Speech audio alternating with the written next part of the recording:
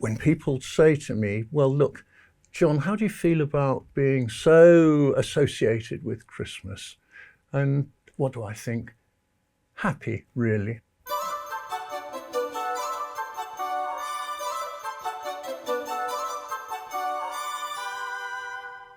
Hello, John Rutter here, composer and conductor, associated a little bit, it's fair to say, with Christmas and the music of Christmas.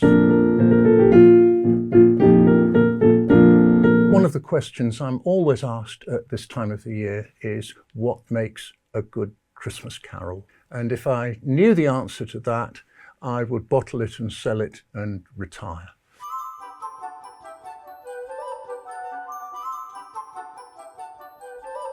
Being a musician, what I tend to think of first is the music. I do think that it helps if a Christmas carol has a recognisable melody that you can remember, and when it comes back 11 months later, you're pleased to hear it and you still remember it. When you are thinking about Christmas, you want something that you will remember from year to year, something that feels essentially Christmassy, that you don't experience at any other time of the year. That's one of the lovely things about writing a carol, that people have got 11 months to get over it. And it comes back, you hope, fresh when December comes around again, which it soon does. And at Christmas time, people love things that remind them perhaps of their childhood or of happy Christmases past. And when you hear a well-loved carol again, somehow all those Christmases in your life join up.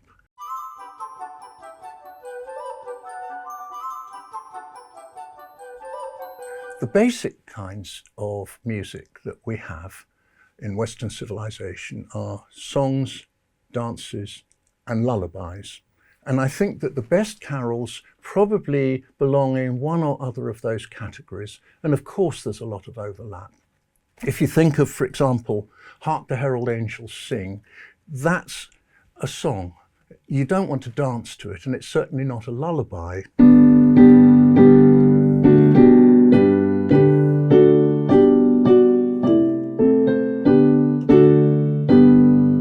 It's rather stolid and four-square, in fact, but it is a tune that you remember.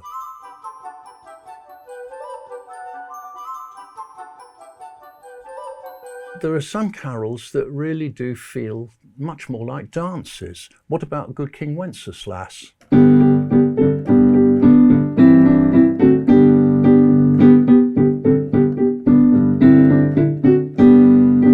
Or what about In Dulce Jubilo, which is one of my absolute favourite carols. Very old tune, goes back to the 15th century.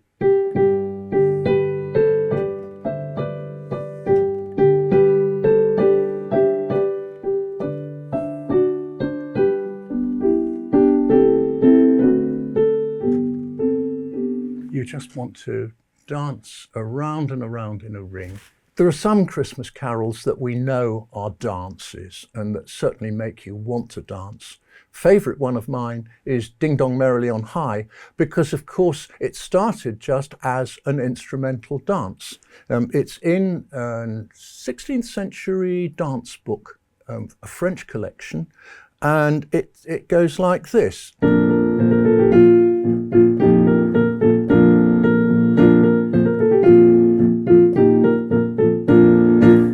Well, that's a dance, isn't it? And it kind of stayed there, fairly unknown, in this dance collection, the Orchéosographie, published in 1588, I think it was, until a harmless Cambridge clergyman called the Reverend G.R. Woodward started putting together books of Christmas carols.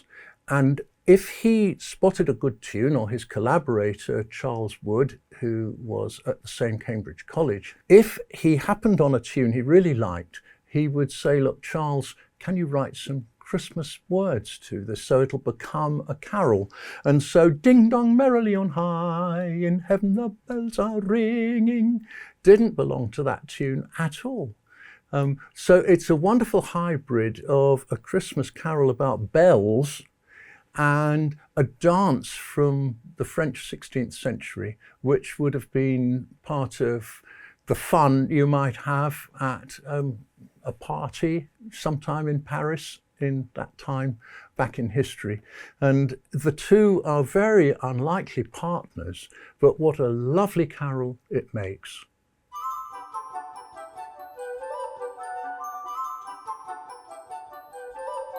Think about Silent Night. Now that's a lullaby, isn't it? You've got to imagine the rocking motion of the mother with her child.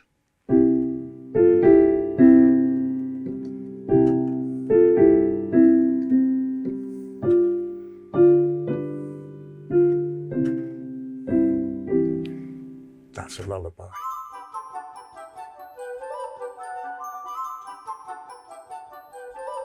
Sometimes the words weren't at all written to go with the tune.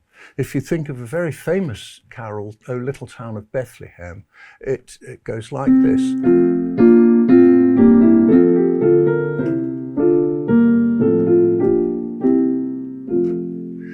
O little town of Bethlehem, how still we see with he lie. But actually, the original words were, I am a ploughboy, stout and strong, as ever drew a team, and 3 years hence, asleep in bed, I had a dreadful dream. Well, you wouldn't get very far with that one at Christmas time. It was Ralph Vaughan Williams, one of our greatest English composers, who put those words together with the tune, and they do make a good marriage. But the thing about the words is that it takes you right to Bethlehem. And I think that the best Christmas carol texts in some way take us to the heart of the spirit of Christmas. When you've got the words right, you're more than halfway there.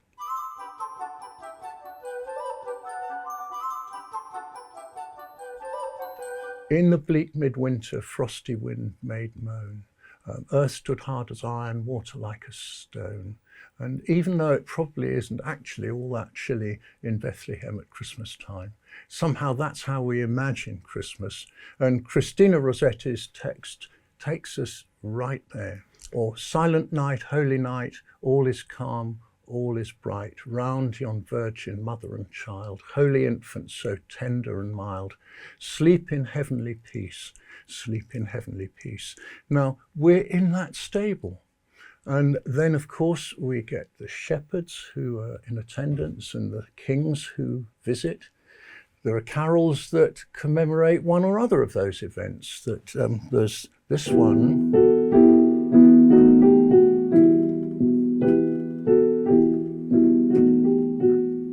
We three kings of Orient are, bearing gifts we traverse afar.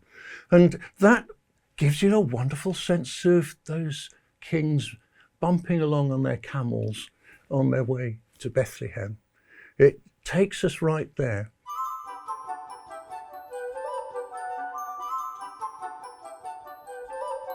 It's a very old tradition. People have been writing Christmas carols since the Middle Ages.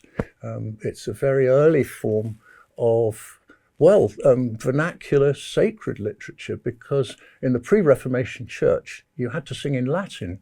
And it was rather amazing that they made an exception at Christmas and you could sing in English. And so it's a time of year where even the stern church authorities in the Middle Ages decided to just soften their hearts a bit and allow the English language in church. And some of our finest carols do actually date back many centuries. I always feel when I write a carol that I'm adding just one little tile to a mosaic of centuries of Christmas carols. What are they? They're a form of folk art, really. They're not like symphonies or string quartets, great massive monuments, but yet those little tiles in the mosaic all build up a picture of that special time of year that we think of as Christmas.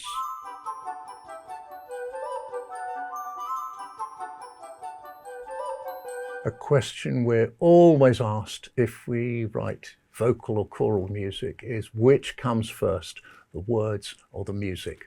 And my favourite answer to that question is actually the one given by the great American songwriter Irving Berlin, who said, generally the contract. And what he meant by that was we need something to get us started, an invitation, an opportunity, a suggestion, a commission that will give us something concrete to hang on to. If we know the building that something's going to be performed in, because that's important, if we know the choir that's going to perform it, if we know whether there's going to be an organ or whether there might be an orchestra, all of these things give us a picture of the sort of piece we want to write.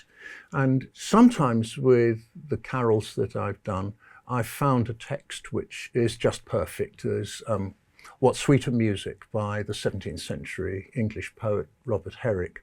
And that was written for the choir of King's College, Cambridge. And I had a sound image in my head of what King's Chapel was like and what its wonderful choir sounded like. I knew what Herrick's text sounded like. And somehow they just came together because obviously the words came first because they already existed. Sometimes, if there isn't a text that says exactly what I want the carol to say, then I may start with just a little fragment. I remember with the Shepherd's Pipe Carol, which was something I wrote years and years ago, there was just this little phrase that goes like this. And I do remember that from the first, I thought, that's on the way to Bethlehem. And it all grew out of that. And so the words and the music grew together, that I would maybe think of a little musical phrase. And I needed some words to fit it. So with that little phrase, it was going through the hills on a night all starry. Yeah, that'll do. On the way to Bethlehem. And it all came in fits and starts. Sometimes the words first, sometimes the music first.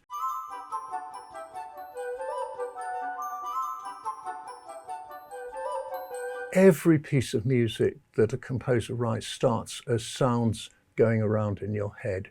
And when you write it down, all you're doing is capturing the sounds that are there in the air. And yes, you have to work them out and all of that, but it's a great help if you know what sort of a choir you're writing for. If it's a mixed choir with sopranos, altos, tenors and basses, then you have all those resources to play with. If you're writing just for a male voice choir, I do that occasionally, then you've got a whole different sound world. And if it's boy trebles, then that's a different sound from adult female sopranos, and that's a different sound from mixed children on the top line. They're all different. It's like a painter has different colours in a palette, you know? And so I always try to find out what sort of a choir I'm writing for. The decision to give a line just to the tenors or just to the boy trebles or just to the girl sopranos, whatever choir it is one that seems to just make itself. You just know, and it's very hard to explain how, because it's just sounds floating around and you have to try and capture them. But usually, if you capture the right one, then those decisions about what voice to give a melody to will somehow just fall into place. I always like to say that composers owe it all to Saint Cecilia, who's the patron saint of musicians. You've seen those medieval pictures of her with her portable organ, of course, but I like to think that when she's on duty, she leaves the organ behind in heaven and she fills up a sack full of fairy dust and flies around the earth. And wherever she sees a composer in trouble, she'll say, "Oh, that one needs a little bit of help," and she'll sprinkle some fairy dust on you, and hopefully you'll get the right ideas and be able to write them down in time for the deadline. And of course, that's the thing we all dread in my business. And I have to admit that there are pieces I've written where I'm afraid I know perfectly well that Saint Cecilia was busy somewhere else and I didn't get the fairy dust, but I'm not going to say which they are. Christmas plays a part in my life that I cherish, and I hope that it will for many years to come.